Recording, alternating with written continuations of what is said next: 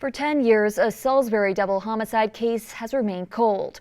The question of who killed Arlene Byrd and Antonio Smith at his home at Parkside Apartments remaining unanswered. But last month, things took a change and the case was reopened. 47 ABC's Julian Sador sat down with the lead investigator and family members to hear why they believe someone knows something and has yet to come forward. In July of 2010, two horrific murders would happen in the apartment building right beside me. It was here that police say that Arlene Byrd and Antonio Smith were brutally tortured for almost 2 hours before eventually being killed. Now, despite the best efforts of investigators, leads dried up and the case went cold. That is, until now. For over 10 years, the double homicide of Arlene Byrd and Antonio Smith has remained something of an urban legend. Rumors have circulated, but as far as who killed the two people known as Twin and Butter, that remains a mystery. This was extremely significant. Why? Just because you have one of the victims, Arlene Byrd, very well thought of as far as within the community. Same thing with Antonio Smith. He went by Butter. One of his other nicknames was he was the unofficial mayor of Salisbury. Arlene was loved in the community. She did people's hair, had friends all over.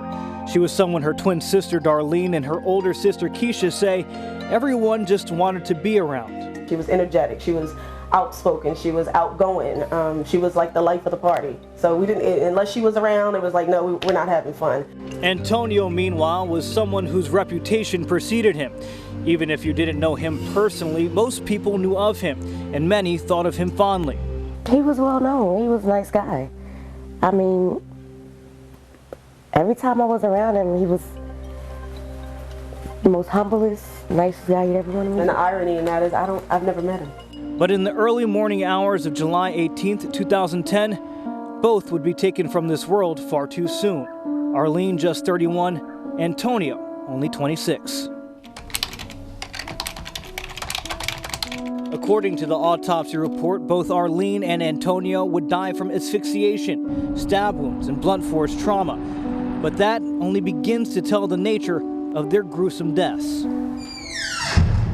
Based off of what we saw, as far as the reports and the evidence and the autopsy reports, we're confident in saying that they were tortured inside that apartment. Sergeant Lance Lloyd with Maryland State Police reopened the case in November of this year. And it's his belief, along with other investigators, that more than one person is responsible for carrying out these heinous crimes. They believe Antonio was the target of a carefully planned attack that Arlene found herself in the middle of. They had time. This wasn't something typical or seemed as if it was rushed. Now, as far as investigators know, the night of July 17th, Arlene and Antonio would attend a party at Brew River. Around 3 a.m., Antonio would drive home to his apartment on the 3rd floor in the 510 building at Parkside Apartments in Salisbury. Arlene would follow. But it's Sergeant Lloyd's belief that their killers were waiting there for them. And before the two ever made it inside of Antonio's home, both would be attacked, maybe even held at gunpoint, before being forced into the apartment, where for the next 2 hours their assailants would beat, stab, and choke the life out of their two victims, leaving behind a trail of blood outside the apartment, clearly visible to anyone that would have walked by. But despite the noises, the blood, all the commotion, no one called police. When I woke up that morning, I could instantly tell something's not right. You had an intuition? Yeah, absolutely. Darlene would call her sister that morning several times. As each call went unanswered, her uneasiness grew, until she took matters into her own hands, driving around Salisbury looking for her sister, eventually finding out from friends that Antonio lived at Parkside. I saw her vehicle, I saw his two vehicles out there, so I said, okay, maybe her phone's just dead.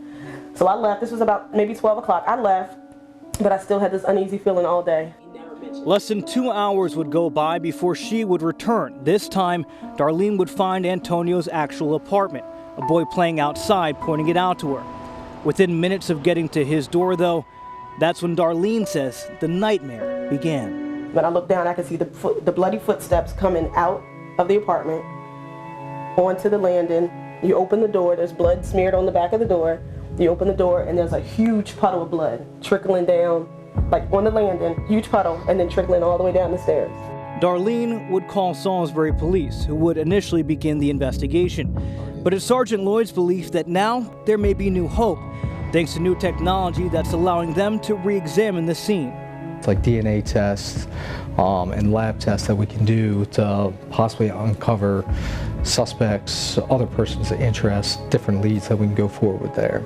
Just in the past few days, they've learned the blood outside the apartment belongs solely to Arlene and Antonio. They're also retesting things like this pair of sunglasses that belong to Antonio and his cell phone as well. But despite the new leads, it's still Sergeant Lloyd's belief, as well as the belief of Arlene's sisters, that at least someone knows something about what happened here in Building 510. Those apartments, I've lived there. The Lived walls there are for 7 years.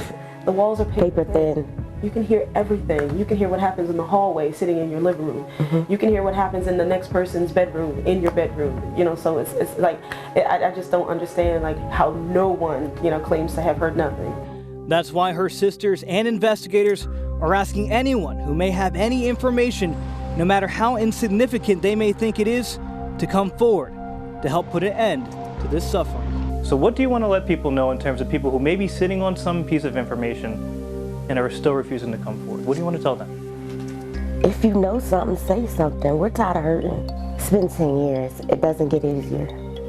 But just a little piece of closure would help. And that day, people did talk to Darlene, saying they heard something. One person saying they were drunk that night, but definitely heard a scuffle. Meanwhile, Keisha says that day an 8-year-old wanted to come forward, but his father stopped him, telling him not to talk. But they want people to know it's never too late to say something. We should mention Crime Solvers is also offering a reward for anyone with information that leads to an arrest. Their number is there on your screen, as well as on our website, 47abc.com. As of now, MSP says they're very actively working this case with help from Salisbury police.